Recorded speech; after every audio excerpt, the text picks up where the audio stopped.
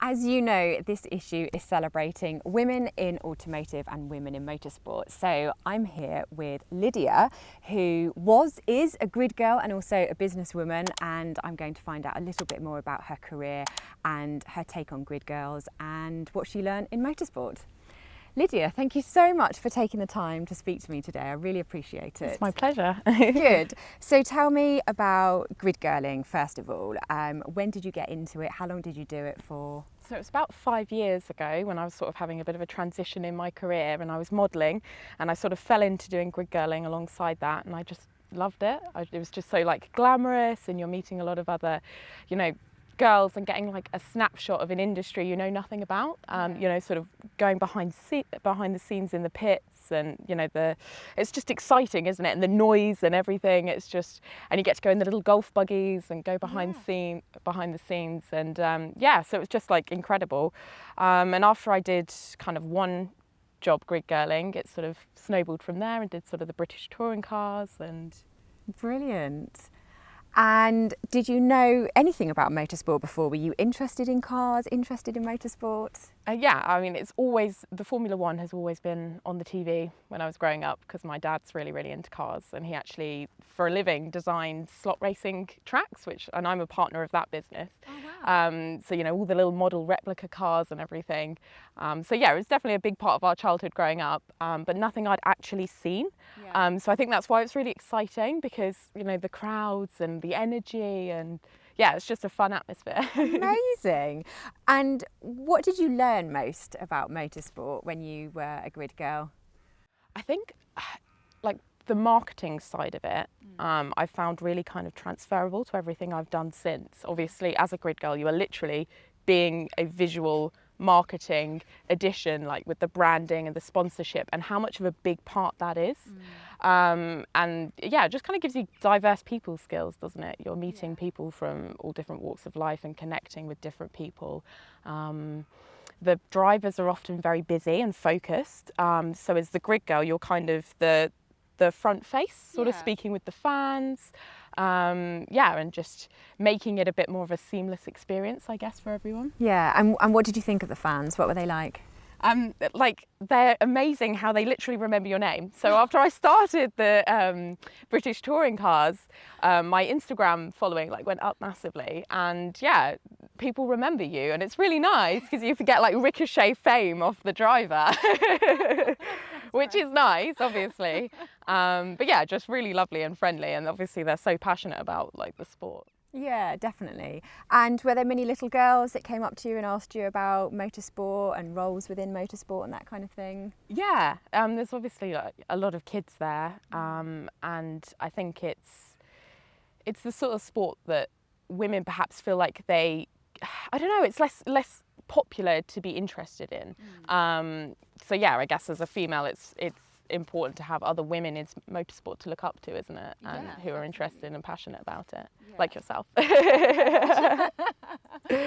And so you were a grid girl for how long? 5 years? Yeah, about 5 years. Yeah, okay. And what would you say was the highlight of your career as a grid girl? It's a hard one. I don't know. I guess I don't sound like I'm sort of fame hungry, but I guess almost just the being recognised is really strange. I'd have it. I worked at an exhibition, and someone came up to me and they were like, "Oh, you're Josh Cook's grid girl from the British touring cars." Like, oh my god! And I was like, and it was just really nice and really, really lovely. There's been lots of really amazing moments. I think that you just kind of have that banter and that camaraderie sort of in the pit, and when you're holding their sign obviously in front of the car, and I don't know, you just feel like part of the team. And you see the kind of highs and lows of that. Obviously when they're doing well, everyone's really excited, but it's such a volatile thing, isn't it? And that, little things can go wrong, and sometimes really badly wrong, and just feeling part of that, it kind of feels special. It's like being part of a family, isn't it? It really is, especially when you're sort of travelling up and down the country all together, and you just see how much more goes into it than you ever thought.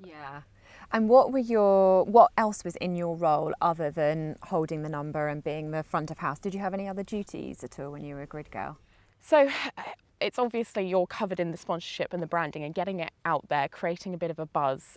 So you're obviously, you've got the pit walks where people have photos and stuff, but generally you're walking around, having photos with people, interacting, making a buzz online. We'd have to tweet stuff, retweet stuff.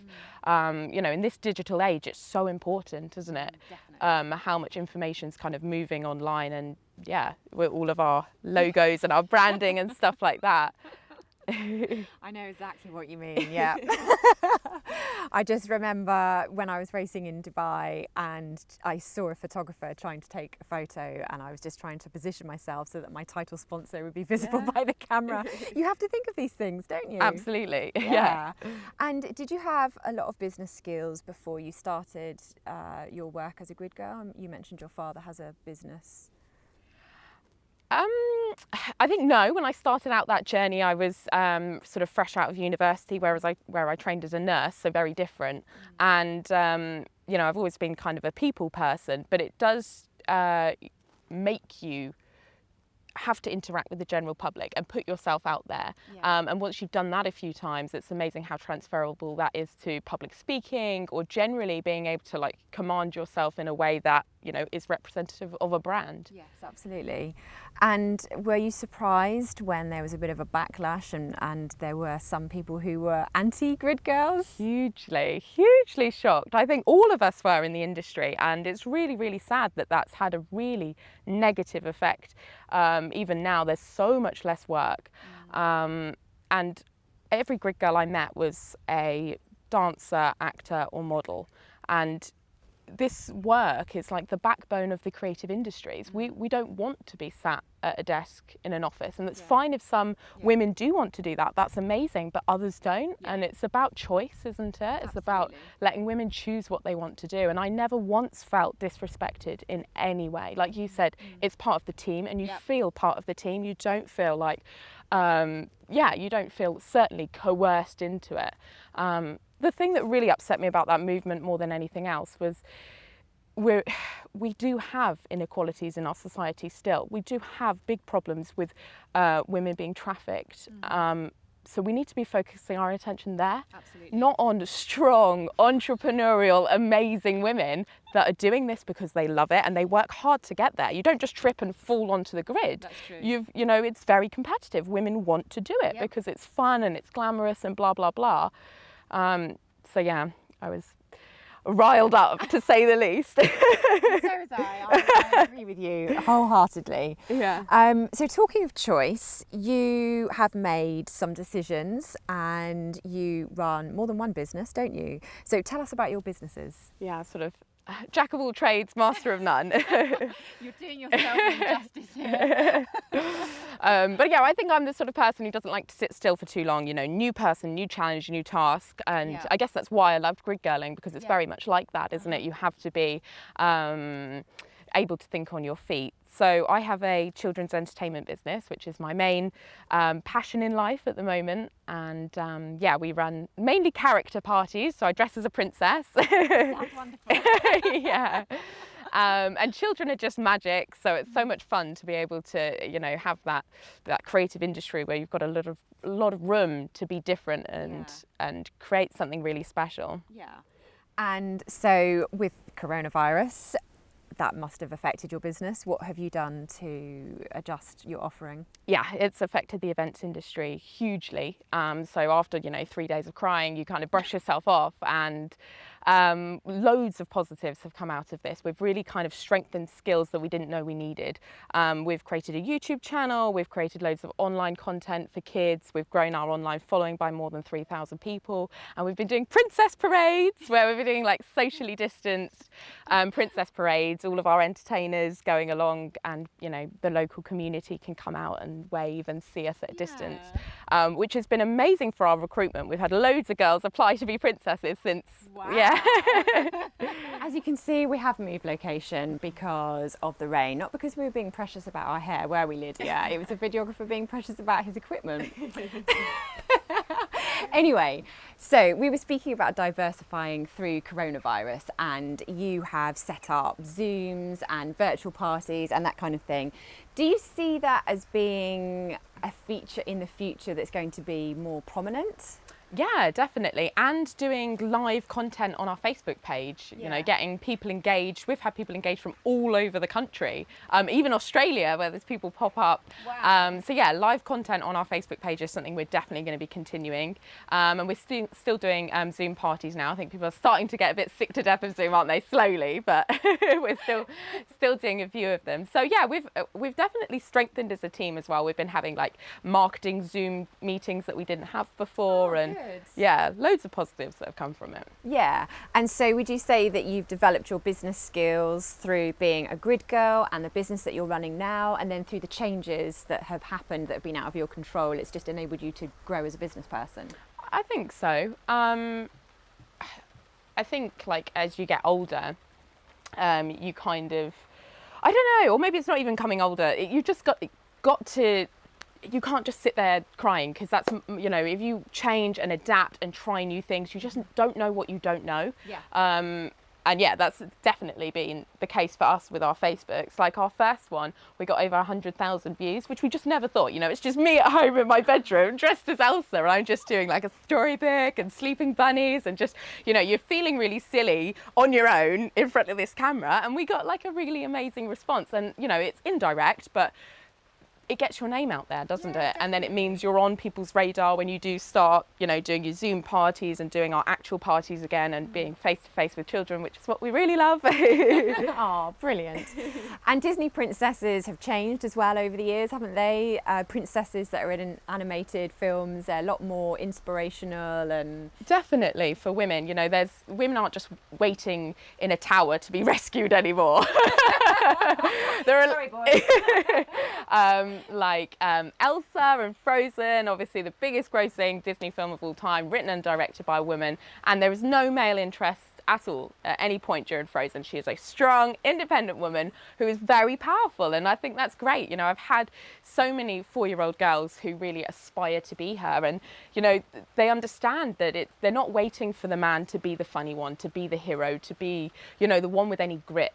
It's them. Yeah, so they could be funny, they can be the hero, they can do that one. and they can have a man if they want a man. And they can wear the beautiful dress at the same time and have their hair done, because, yeah, femininity is about power and leadership and strength, and these words which are often traditionally synonymous with being masculine.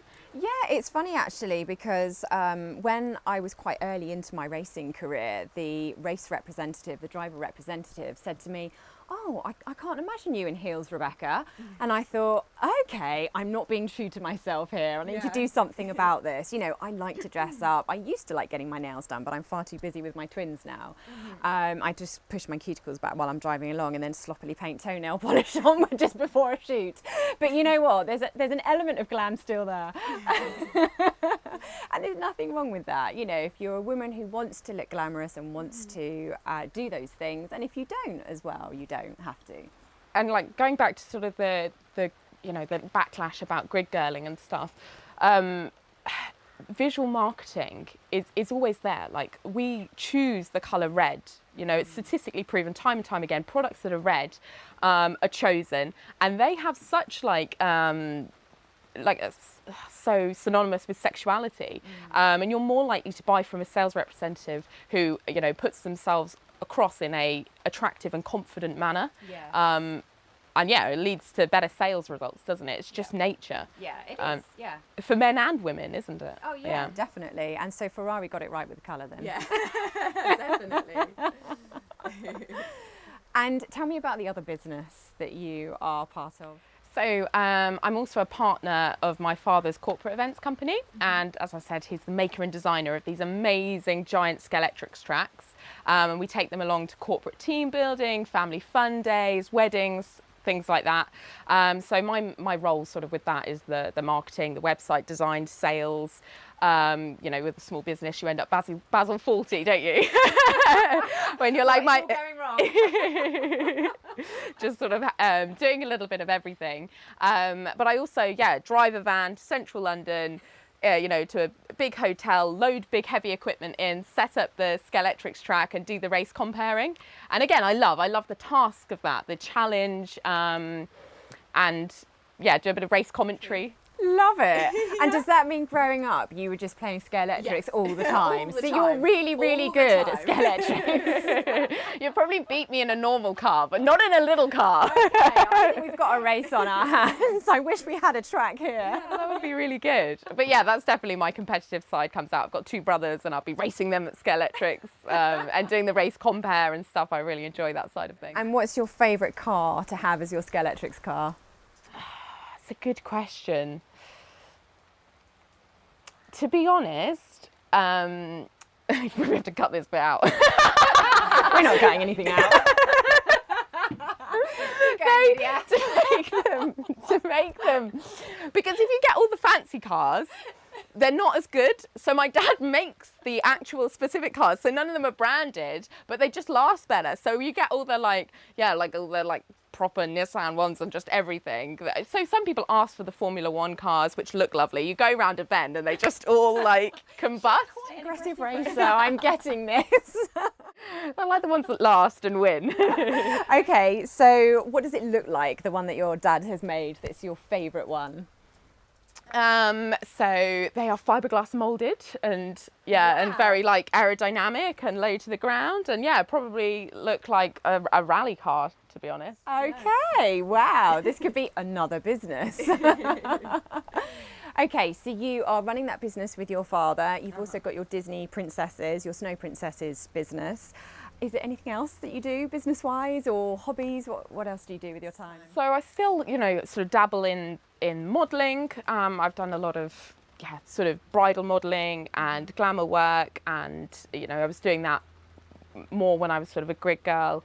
But yeah, I love sometimes just dressing up and doing something creative. Often when you're modelling, you're working with a really creative team, with the designer and the photographer, and it's just nice to kind of step out sometimes and be a different persona, I guess. Yeah, good fun.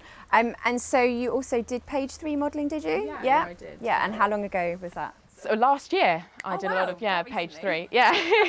And it's another thing, isn't it, that's got a lot of controversy surrounding it. And people say to me, you're not like a page 3 model I've ever met.